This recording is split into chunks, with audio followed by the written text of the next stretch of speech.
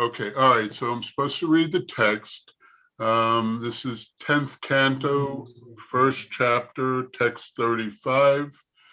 Kamsa was condemned personality in the Bhoja dynasty because he was envious and sinful. Therefore, upon hearing this omen from the sky, he caught hold of his sister's hair with his left hand and took up his sword with his right hand to sever her head from her body. Kamsa was driving the chariot and controlling the reins with his left hand, but as soon as he heard the omen that his sister's 8th child would kill him, he gave up his reins, caught hold of his sister's hair, and with his right hand took up a sword to kill her. Before he had been so affectionate that he was acting as his sister's chariot driver. But as soon as he heard that his self-interest or his life was at risk, he forgot all affection for her and immediately became a great enemy. This is the nature of demons. No one should trust a demon, despite any amount of affection. Aside from this, a king, a politician, or a woman cannot be trusted, since they can do anything abominable for their personal interest. Chanika Pandit therefore says, and I'm not going to attempt to read that.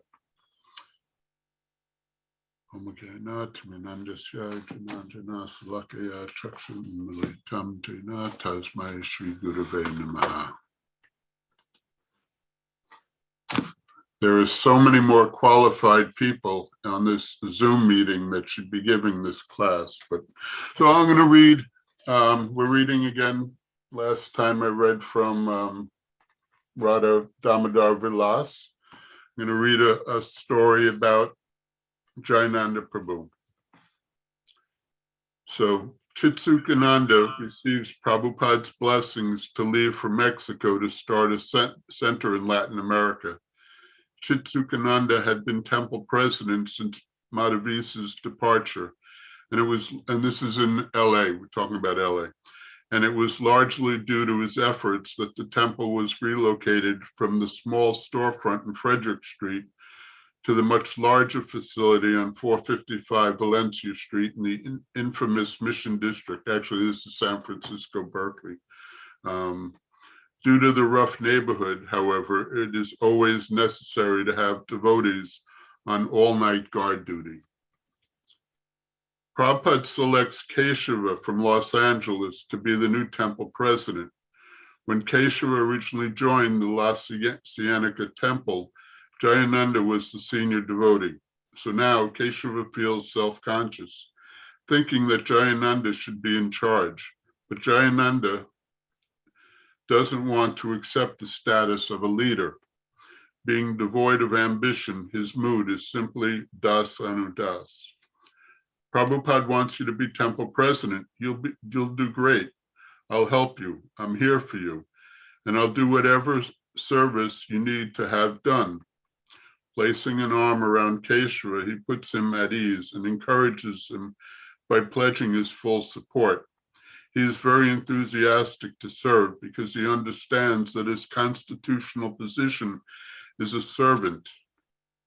If he is not serving, then he feels that he is not in his natural position. Therefore, he prefers to take the subordinate stance and give someone else the prominent position. Though he is never reluctant to take responsibility, he is not comfortable dominating devotees, nor does he like to be the center of attention. He just prefers promoting others ahead of himself. Keshava enjoys being in Jayananda's association again, and they renew their old friendship. Jayananda is like family, and he makes Keshava feel welcome in his new service. That was one thing Jayananda was well known for. He'd make anybody comfortable. He'd befriend people on the street, police, whatever, and get them to do some service. He was known for that. He always cooperates with Keshava and helps him make Krishna conscious decisions. When Jayananda arranges a program at a prison, he invites Keshava to come along. He also calls the Berkeley temple to invite Danavir. This is a very special engagement, Jayananda explains over the phone. You have to make halava and simply wonderfuls with lots of butter.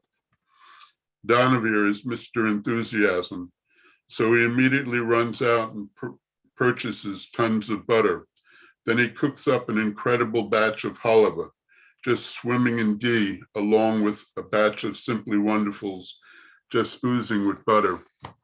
In the New York temple, we used to get government surplus butter, and it came in 60-pound blocks. It was like 2-foot cubes of solid butter, and we used to throw those in the steamer and make tons of ghee. The next morning, Jayananda and Keshava, with a few San Francisco brahmacharis, drive the van over the Bay Bridge to pick up Danavir and some Berkeley devotees for the prison program. They load 2 big pots full of halava and sweet balls into the back of the van, where Danavir sits along with Berkeley brahmacharis. When everybody is comfortably seated, Jayananda heads the van into the freeway for the trip to the prison. I don't know about most of you, but when we used to pack into a van, nobody was comfortable. It was an old van, probably had no air conditioning, probably had emissions, the exhaust emissions coming into the van, and it was never usually a comfortable trip. After driving down the road for barely 5 minutes, Jayananda turns to Keshava with a big smile on his face and says, well, you know, Keshava, maybe we ought to just taste the prasadam, so we'll be very enthusiastic for preaching. What do you think? Sure, Keshava at once agrees. I think it's a good idea. He turns around and calls out to a brahmachari in the back. Jayananda thinks we should sample a little of the prasadam to get us in the mood. Hand out it simply to every devotee and pass some of it up front for us. So the brahmachari gives simply wonderfuls to every devotee and passes 2 up front for Keshava and Jayananda. After finishing this simply, Jayananda says, boy, that was really good. We should sample a little of the halava too. What do you say, Keshava? Yeah, I think you're right. Keshava turns around once more and tells the brahmachari, pass out a little halava to each devotee and send up a plate for Jayananda and me. Because Jayananda is the person making the suggestions, nobody disagrees. After finishing his halava, Jayananda tells the devotees in the back, that halava was great. Maybe we should have just one more simply wonderful. Keshava immediately gives the order for everyone to take one more simply each and send several up front for the driver. Boy, this prasadam is the best I've ever had, says Jayananda, and that halava was so good too. Let's have a little more. What do you think, Keshava? Yeah, Prabhu, you're definitely right about that. Keshava turns again and requests the devotees in the back, pass out a little more of that halava to everybody. Enjoying the delicious prasadam, the devotees happily drive to the program. Danavir is also enjoying the mood of the devotees, but a little anxiety creeps up on him. He wants to make sure that there is enough prasadam for the program.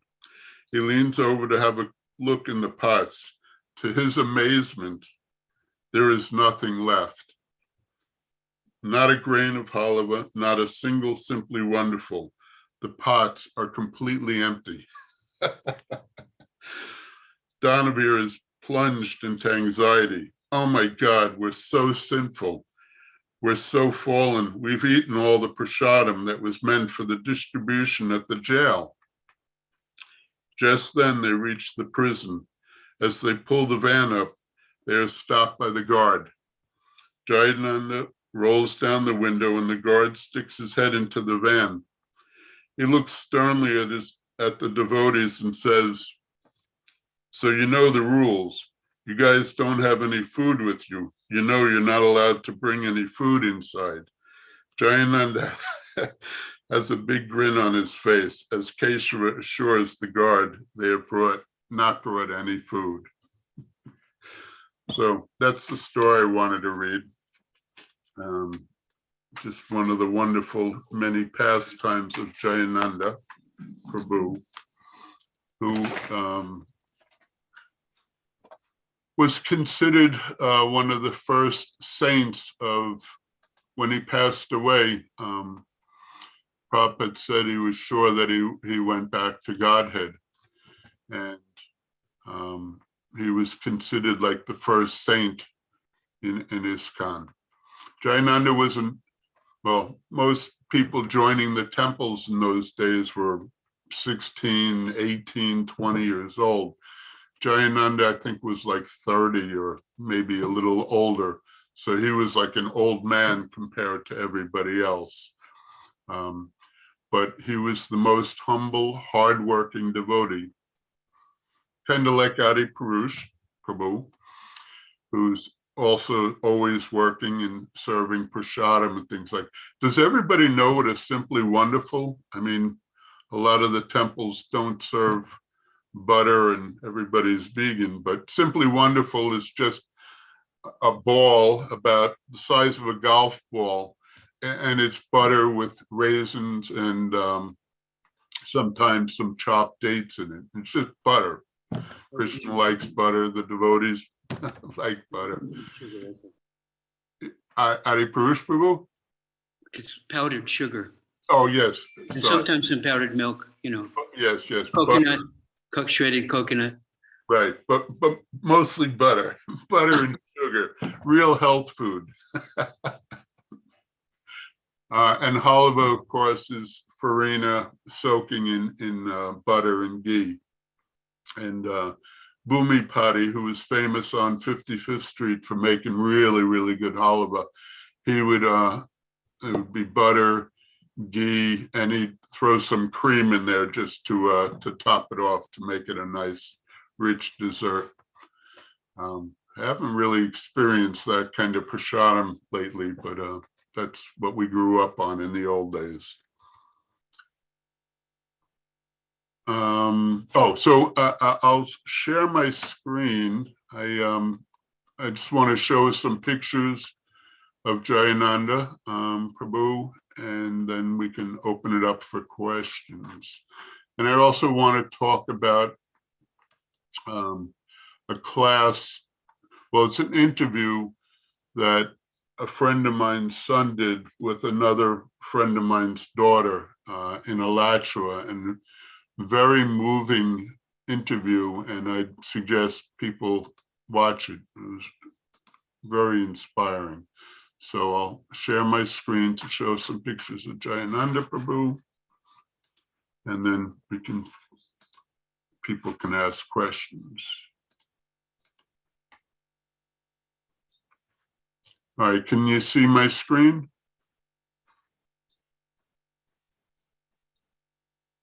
Can you see the picture of Jayananda Prabhu? Yes, okay. Yes. All right, so there's Jayananda Prabhu and Srila Prabhupada, probably in San Francisco. That's where Jayananda joined. He was driving a cab and giving any money that he made to Prabhupada. And he gave $5,000 to print one of Prabhupada's books, early books. And here's Jayananda Prabhu leading Rath Yatra down Fifth Avenue. He built these carts. They were huge, much bigger than the carts that we currently use, and they weighed a ton. Jayananda was probably 6 foot tall, maybe a little bit taller. You can see the wheel here. It was about 6.5 foot. So they were huge, and they literally weighed tons, and they didn't have brakes back in the early days, the first go around. So we had to have an equal amount of devotees on the front pulling the carts, and an almost equal amount of devotees on the back working as brakes, because New York City is pretty flat, but there are hills. And once these things got rolling, they were very difficult to stop. So there were probably 50 devotees on the ropes in the back to try and break them. And the steering was very limited, but Jayananda Prabhu was in ecstasy steering and driving the cart. Another picture of Jayananda Prabhu and Prabhupada. This is in San Francisco, Rath Yatra, back in the early days. And here is Jayananda Prabhu's Samadhi in Mayapur.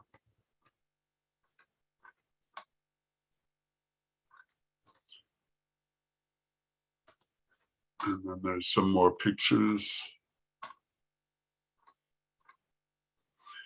He always befriended everybody. The guy at the fruit shop to get donations of fruits and vegetables and things like that. He could speak very nicely to the police and get them to, he was like, who was it, Yoda, where he would convince anybody to immediately drop what they were doing and do some service and things like that. He was just so humble that anybody always wanted to pitch in. And then I don't know how many people have been to I think a lot of people have heard about the 55th Street Temple. Here's a picture of the 55th Street Temple, which was 11 stories tall. We own this building from 1975 to 1980, 81, I believe. We sold the building for about $2.5 million. And the temple was packed. There were about 250 devotees living there. It was a beautiful garden on the roof. Prabhupada's quarters were on the top floor. And there was a restaurant in the basement. There was a theater on the 4th floor and offices and plenty of space for brahmacharis and brahmacharinis and a few householders.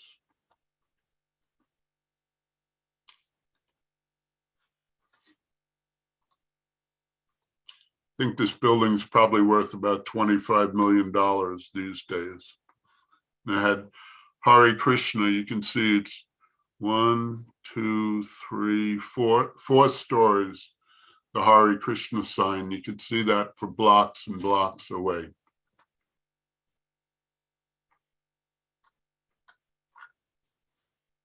Okay, any questions, comments? Yeah, thank you, Prabhu. We need to tie it up to today's verse somehow. And I was thinking, I was meditating on the mood of early Srila Prabhupada. You talked about early Srila Prabhupada, early days of Srila Prabhupada's movement. And I was thinking, yeah, the early Srila Prabhupada and later Srila Prabhupada also, he had this mood of including everyone, giving everyone a chance to serve.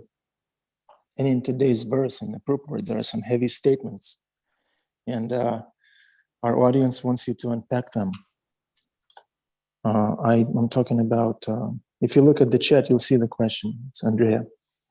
Yeah, the first question is about the comment, which you didn't feel comfortable reading, about how Chanakya Pandit says we shouldn't trust a politician or a woman because they might do something inappropriate because of selfish motivation. So that the question was about that. Wow, well, how do you respond to that? And as far as we know, if a person thinks I am a woman, and they're going from that platform, that's the real problem. It's not that we are a spirit soul. And when a person is engaged in devotional service, they rise above sarvupadi, veneer muktam. They rise above these, I'm a man, I'm a woman, I'm Indian, I'm cowboy. We are servants of Krishna. And Prabhupada said that anyone on that platform, and Bhagavad Gita says, Striya Vaishastatar Shudras Tepi Hanti Parangatim. Anyone born in a Sutra family, Kali Yuga, Kala Shudra Sambhava, everybody's born in that level, a woman body, Vaishya, anyone, if they're obedient to the spiritual master, they can go to the highest platform. So a person can choose. Will I be a devotee or will I be on the bodily platform? And on the bodily platform, everyone has imperfections. So we hope that will respond to that serious question somebody brought up that you didn't feel even comfortable reading. Don't trust a woman or a politician. A politician is basically just manipulative and, pragmatic and not thinking what is right, what does Krishna want, what does Shastra say. You're just doing whatever will be expedient for the political interests of who's ever supporting him. Does that satisfy the question? Never trust a woman or a politician, or not? Well, let's give Bindu Madhava Prabhu a chance to address. That was an expert answer, and I'm glad he, Adi Purush Prabhu, and Adi Purush Prabhu, I've heard you quote, "We don't care what anybody, we only care what Krishna says." That's what we follow. And I was reading in a calendar, the Prabhupada calendar, and he said, as long as we follow what Krishna says, there's no question of disagreement. We just follow what Krishna says. There's more that you can say about this, that Chanika Pandit was not a devotee.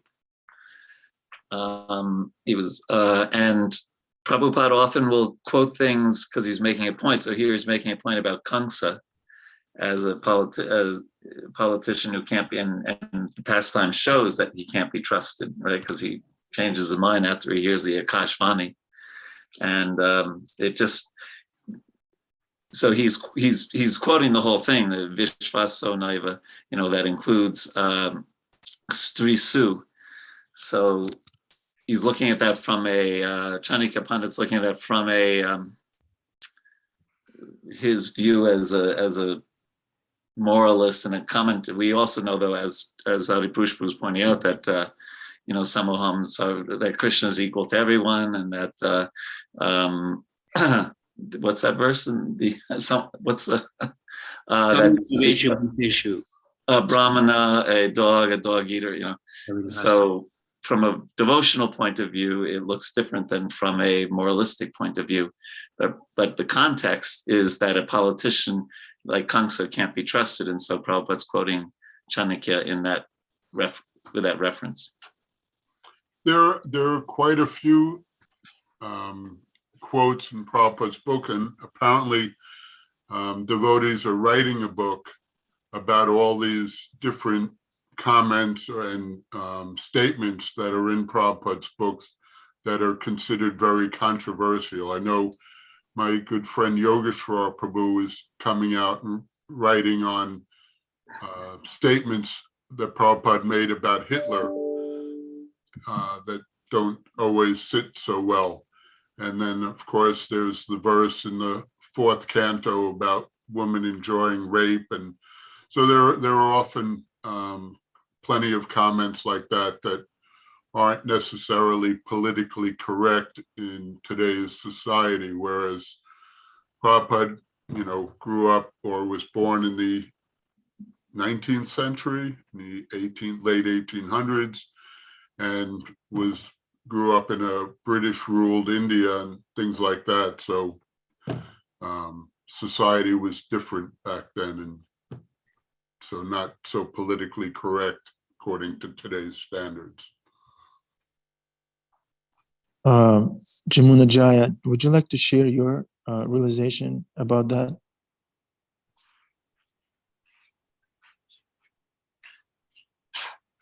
No, just happy to listen this morning. Thank you. Andrea has her hand up.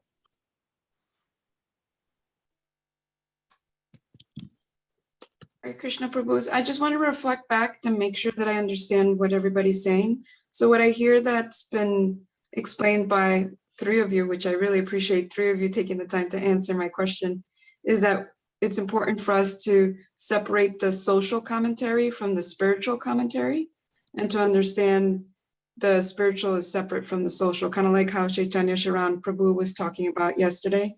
that there's the descriptive and then there's the prescriptive. Oh my goodness, I can't say the word, but the prescribing, so that it's not that in that statement, Prabhupada is saying, you know, this is a blanket statement that everyone should do, like, don't trust women, don't trust, He's just, there's a difference between the spiritual aspect of it and then just making a social commentary. Did I understand that correctly, or am I on the wrong path? Yes, and context, that Prabhupada and the Acharyas, when they're commenting on the Bhagavatam, they're commenting in a specific context of that verse. But us as students need to look at the Siddhanta and the whole picture and relate that to what we know Prabhupada had said somewhere else. And I just put in really nice talk that Radhika Raman Prabhu gave recently at the ISKCON Communication Conference, specifically on this topic. He didn't get into details of any specific statement by Prabhupada, but looked at it just from the overall point of view. And that was one of his main points, that, you know, you have to see what Prabhupada said, how he's speaking and writing in a context and the whole picture. Is that helpful? Is that all right? Well, also from a practical example, Prabhupada put women in trust, you know, in important positions and responsible positions. So obviously he did trust women. Well, he trusted devotees. He wasn't seeing them as man or woman. He was trusting them as devotees. So there's a good example, practical example. Bhima has his hand up there.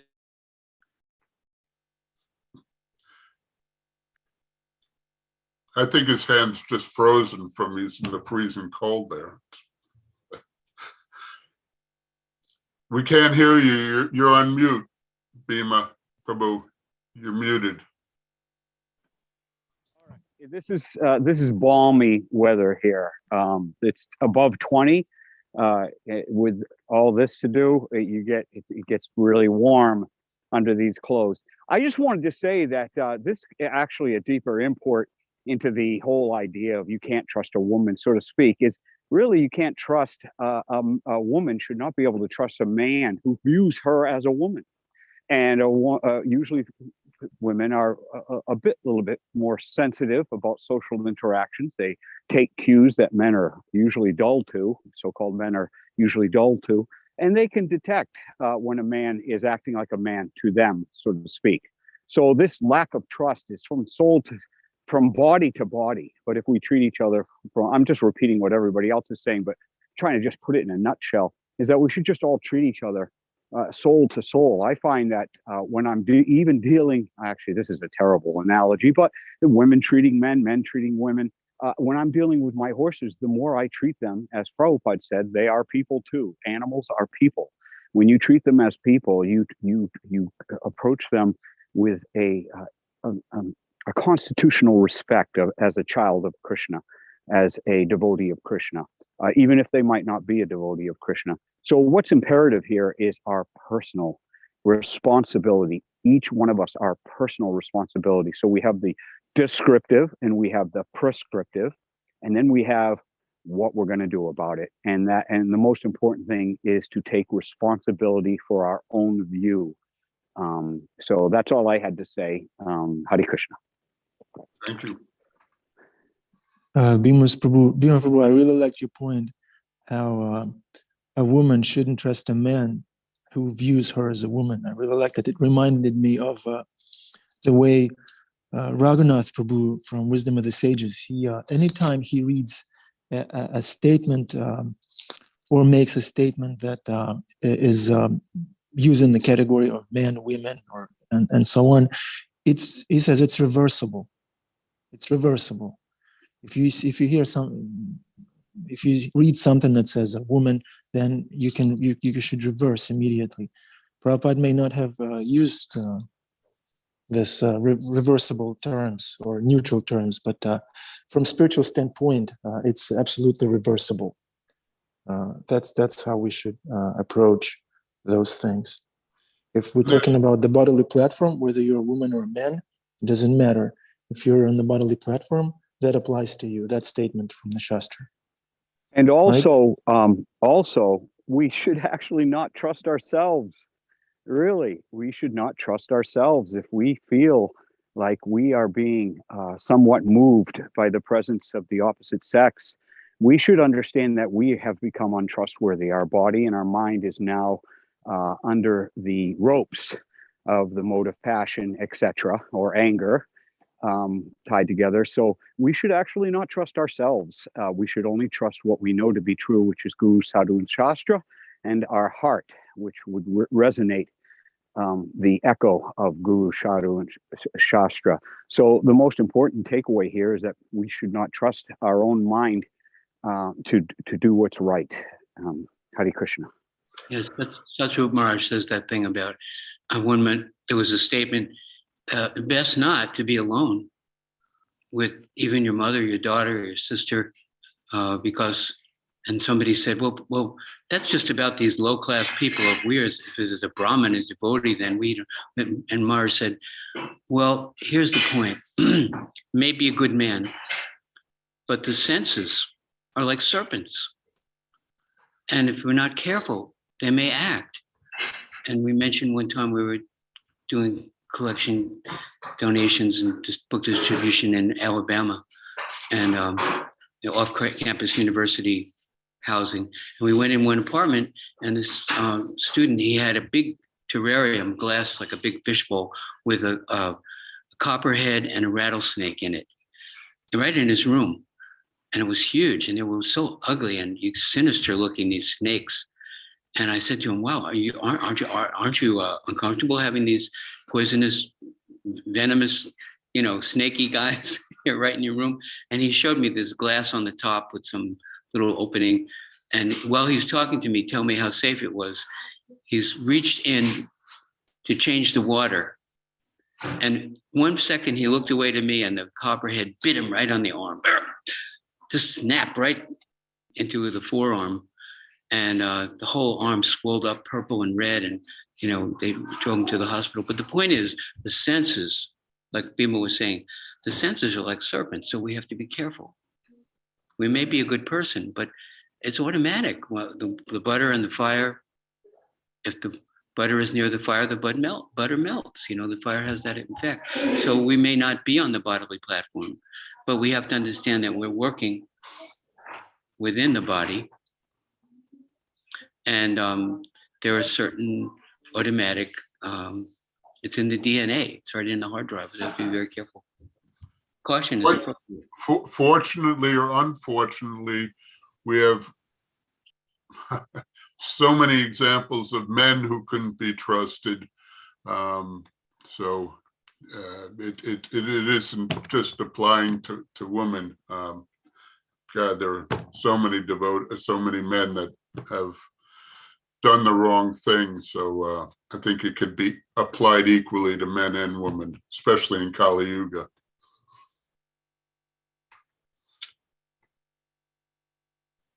You go in the kitchen, you use a pot holder. Fire is there to cook, the light, to heat the house, or burn the house down, or you can burn yourself. So it's not that fire is bad, but we must be appropriately respectful to the potential for pain and damage. And that goes especially for the activity between a spirit soul and a male body and a spirit soul and a highly developed reproductive system body, female. There's a caution. It's not impossible, but it's good to be careful. Why not? At least that's what Shastra says. That's what my guru told me. So somebody commented it would be helpful if there were footnotes to the Gita that provided these explanations for people who read on their own and don't. So they are coming out with a book like that to explain a lot of these different controversial statements. Roger, can you elaborate on that? Well, it's an ongoing challenge, Andrea, definitely. And there are devotees who are writing things, but also the other solution we've come up with till now, and it may not be perfect, is to have classes by like this, with people in the class who can explain things and Interactive. in a proper way. Also, there's a really, I haven't taken it, but I've heard super good things about it. There's a hermeneutics course in ISKCON now. It's eight classes. It's taught by a bunch of really great devotees, Radhika Raman Prabhu and Chaitanya Charan and Krishna Kshetra Maharaj and devotees of that caliber. And hermeneutics is, the study of how you understand a text. And they specifically touch upon these kind of things. But Andrea, you're bringing up a really good point. As a general principle, as we distribute these books, and then someone reads it and goes, "Whoa, what does that mean?" So it's good to have. You can't. Association ultimately is what's needed. Associating with someone who understands. In Prabhupada's introduction to Bhagavad Gita, he said, "You will not be able to understand this book without the association of devotees." And therefore, if a person really wants to understand, they will inquire. If something they don't understand, they will inquire. And they will understand that the book says, inquire submissively. And I try to understand, the Prabhupada is saying, we're not supposed to read above the third canto unless we become free from sex life. You ever hear that?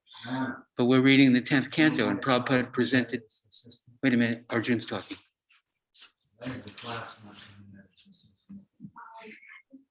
We have to wait for Arjun to stop talking. So Prabhupada presented the Krishna book, which is the 10th canto. But it's like taking a child by the hand to cross the street. He's there with us to walk us through these interesting, the subject matter brings up controversy and principles, and then Guru is there to refine. Like this person is saying, well, Guru is there if you want Guru. Or you can just find fault and use an excuse not to surrender.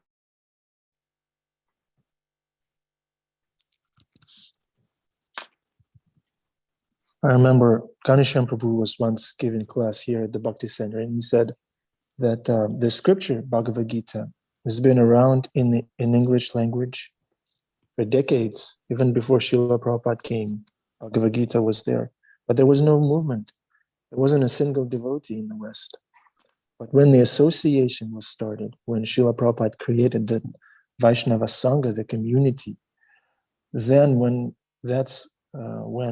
the scriptures started making sense and making devotees and making a difference. If it's just words, then good luck, But if we are reading the books and discussing them together regularly in the proper mood, then it will make sense. And I really wanted to hear from our Vaishnavis. Please unmute yourself. It's just, it's 4 men talking about these things. Come on. Jamuna Jaya, Anjaya, say something. Athena, maybe you have a question or contribution. Akiko-chan. Good morning. Hare Krishna. Thank you, Ananda Bihari. It's just freezing down there. When you caught me before I was putting on hats and stuff. It's cold in here today. Thank you for this wonderful discussion. It's so interesting whenever these verses come up and people are like, oh, what are the ladies going to say? For some reason, these types of verses have never bothered me. They just really don't, because I can't say that I always walk around in Vigyan and understanding I'm not this body and not this mind, but when I read them, that's what I think. I think that if I am getting so hung up on the word woman there, then that's on me and it's not on anything that's written. And so that's how I always tend to take it. And if I feel the same thing about I remember when I was reading SSR in a group, and there's one of those times when Prabhupada says something about dark, and I was the only black-bodied person in the room, and everybody's head whipped around to look at me. And I was undisturbed because I didn't take it on, because I understood, I'm not that I'm elevated or anything, but I just understood. So I think if I feel triggered by any of these things, I realize it's that I'm not taking it for a deeper understanding. It's like the pastime of, is it Durva and Urvasi, when she gets really heavy, he's running after the sheep with no clothes on. And she says these things about women. And she's saying that we're just as capable as men. It's really, I saw it as putting men and women on equal footing. So that's my personal take on it. I understand if I feel triggered, I'm living in bodily consciousness. I'm too attached to body mind, and that means I need to go deeper and read more. So, Hare Krishna. Thank you. Thank you, Jamuna Jaya. This is why I wanted Jamuna Jaya to speak. Jamuna Jaya has good attitude. She's a jewel. She's a gem. Thank you, Jamuna Jaya. Jamuna Jaya gem. I'd like Athena has a question. Athena, go ahead.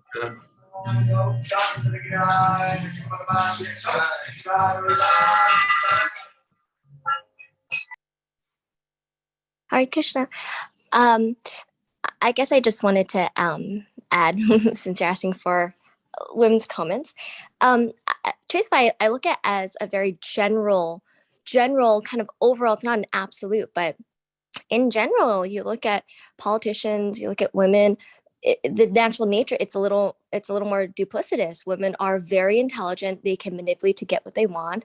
And politicians, right, they have to, they're lobbying. It's just almost like the nature. But that being said, once you go through kind of this like good brainwashing, right, of any sort of religion, you get proper orientation, moral principles, then that's a different story. But you kind of just like take and I don't take any offense if I'm like, yeah, I can see it's very true. I get it. But I think, as Bindu Madhava Prabhu said, Srila Prabhupada, he doesn't see kind of on like women, men. It's devotees. Once you become a devotee, then that orientation changes and it's a little different. Thank you. Thank you, Athena. Would anyone else like to share? Well, I just want to point out a class, because we were talking a little bit about the importance of association. I think everybody understands the importance of association. I'm posting a YouTube, or the link to a YouTube clip, and I'll share my screen again.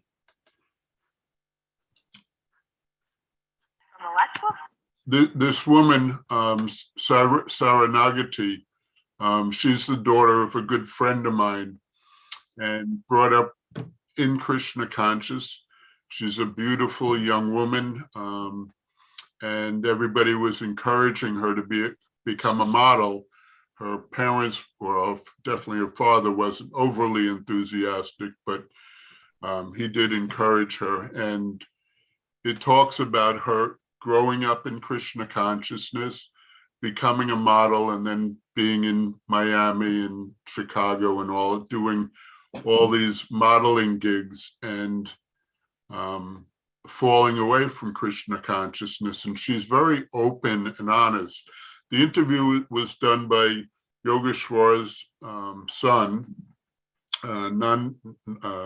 Nandaras, I think his name is, and interviewing her and how she fell away. She was honest. She started smoking cigarettes. She started drinking and became an alcoholic and all that. And then coming back to the realization that making a lot of money and being with all these famous people and stuff like that wasn't the essence, and how she came back. And just the fact that she was so open and honest, I feel is a very valuable lesson that devotees should learn, because we're not all, well, speaking for myself, not a pure devotee, and how there is so much judgment. Oh, you're not following this principle, you're not following it, you didn't chant your rounds today or whatever. But the importance of coming back to Krishna consciousness, continuing to associate with devotees, and continuing to chant Hare Krishna. The lecture is 1 hour and 20 minutes, but I was very inspired by this this talk between these two young devotees. She's 36. She got married to a non-devotee, but they're living together in the Alachua community, and just a real nice, heartfelt talk. So if you have the time, I highly recommend listening to this class or this interview. Nice. Thank you very much. Okay, so it's 8:03. Thank you very much. We're going to close this session. And yeah, I just wanted to say that I am very grateful to all of you for allowing me to grow together with you. Growing in the association of the devotees there's nothing like it. Thank you very much for letting me grow with you guys. Thank you so much. Have a wonderful day. See you tomorrow. Thank you for participating actively in this class. I hope we didn't get too wild. We'd like to apologize if we said anything insensitive. Thank you very much, everybody. Have a wonderful day. Hari Bol. Hare Krishna.